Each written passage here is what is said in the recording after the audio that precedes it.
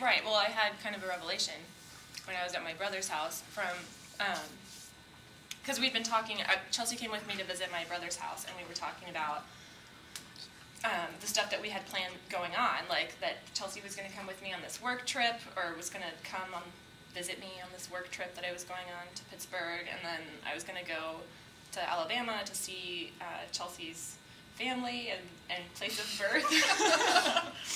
So it's pretty gay. Which sounds really coupley. It really felt. I started to realize that my brother and his sister really thought that we were a couple, and I kind of chose not to clarify our relationship for them in this really weird moment, because I just kind of thought that they could understand our friendship. They wouldn't understand our friendship as easily as they could understand us as dating, even though we're not in a sexual relationship at all. And so I was kind of like, I think that our friendship is really gay. Like, I think Yeah. I think it's like, so anyways, that prompted the whole thing. It was like, what is this that we're doing? Gay friendship. Yeah. Except that I think Queers. But being friends with queers. we need to define the word queer first, because Do it. my training has made me feel that this is necessary, and to say that it's not, it doesn't necessarily mean homosexual, Right. as much as it does. In fact, I think what defines the relationship is the absence of the sex. So it's not necessarily gay, you know. It's queer in a non-normative way. But is this a problem with like queer friendships, or is this about friendships in general? Because like we have history of like rulers and subjects and lovers, but we don't have histories of friendships. Like, you know, like history, like what we know of our world is not based on friendships. It's based on sexual relationships and production and like. So I'm wondering if this is like just a larger question too, like.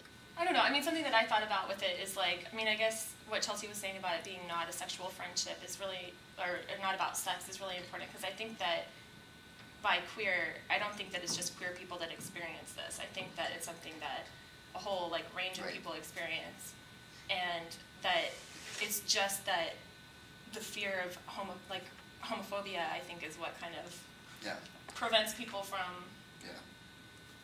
developing these friendships. I think it's more about like the role. Straight people confirm or deny? Well, I also think that Sorry. there's also a level of intimacy that you have within that friendship that also crosses borders that you might have with other friends. And that might be the fact that you were going to go see where Chelsea grew up. And that's a level of intimacy that you might not have with a coworker.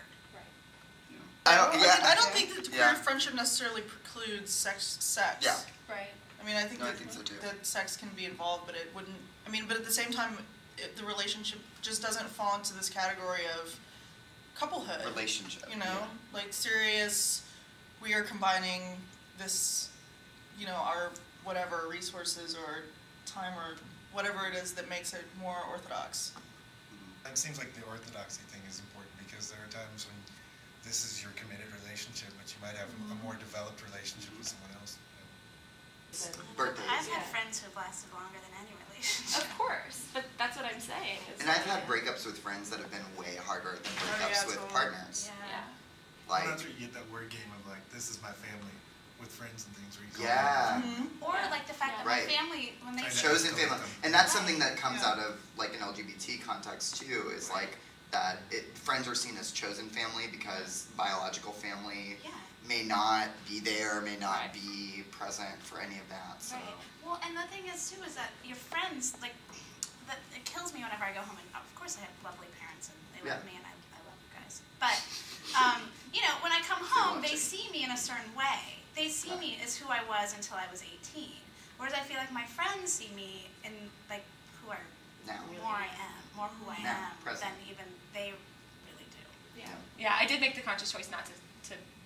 Yeah, and I think that's so interesting, because like that's like totally moving against, in some ways, this drive to tell your parents or someone else no, what Chelsea and I are friends, and that's what closeting ourselves? You know, no.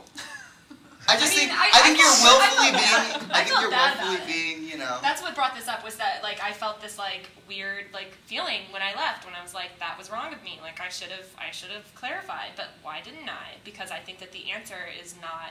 It doesn't We're clarify. looking for another queer friend. So if you want to be my queer friend, you can GJM. call 512-218-982.